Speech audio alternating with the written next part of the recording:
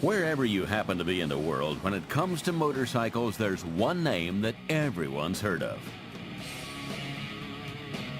And while we're on the subject of hearing, there isn't even any need for one of the machines to come into your line of vision, because the sound will tell you long before that the motorcycle in question is a Harley Davidson.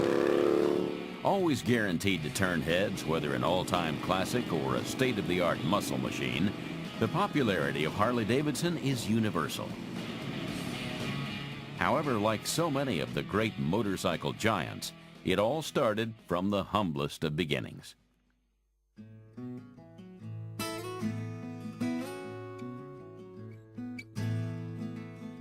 In America, as in Britain and Japan, the idea of attaching an engine to a standard bicycle frame quickly took off.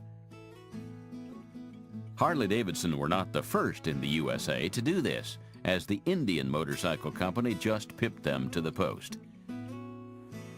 However, among the rolling hills of Milwaukee back in 1901, old childhood friends William S. Harley and Arthur Davidson added a small engine designed by Harley to a regular bicycle frame, and history was made.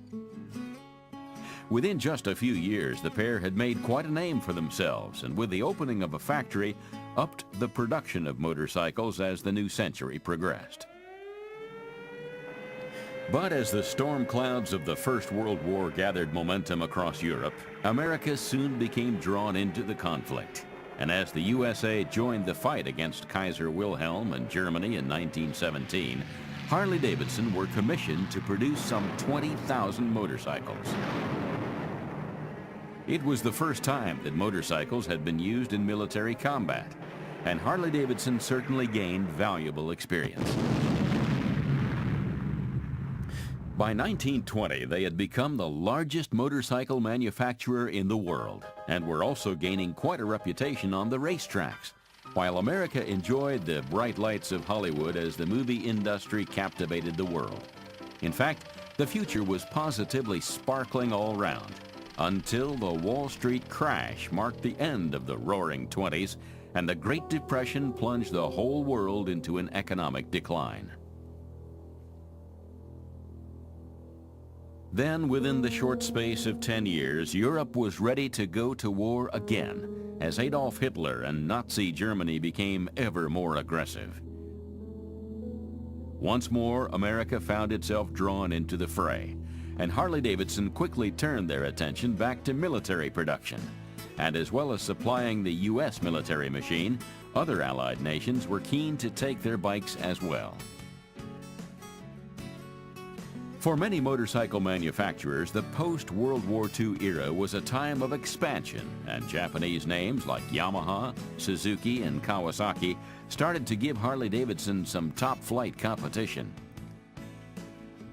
Even so, the development of the classic two-cylinder V-twins saw them fight their corner, and when it came to police bikes for the U.S., there was only one name in the frame.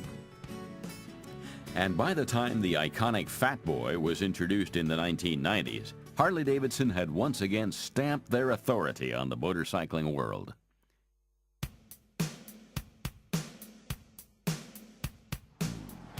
So without further ado, it's time to take a closer look at the hogs that have made Harley-Davidson the highly respected company that it is today. And if you're wondering what these sleek growling machines have in common with the rather weighty farmyard animal, just look to the initials of the Harley Owners Group.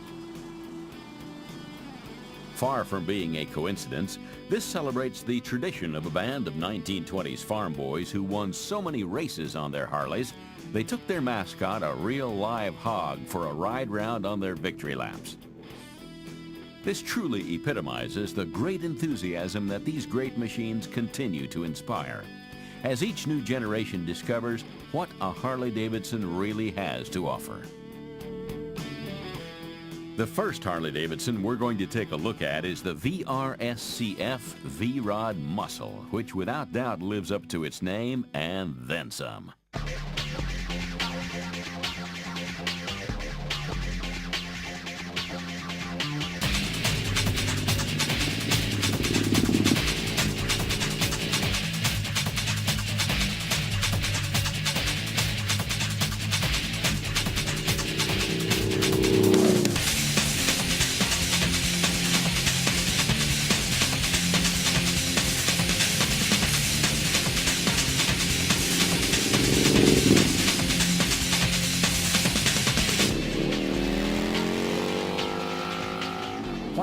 tend to be best known for their classical image. Indeed, it's what drove the company's success through the 80s and 90s.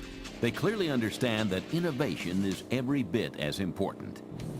New generations of bikers, not necessarily influenced by nostalgia, but still keen to sport their Harley-Davidson badge, needed to be nurtured and offered all the up-to-the-minute technology that particularly their Japanese competitors are famous for.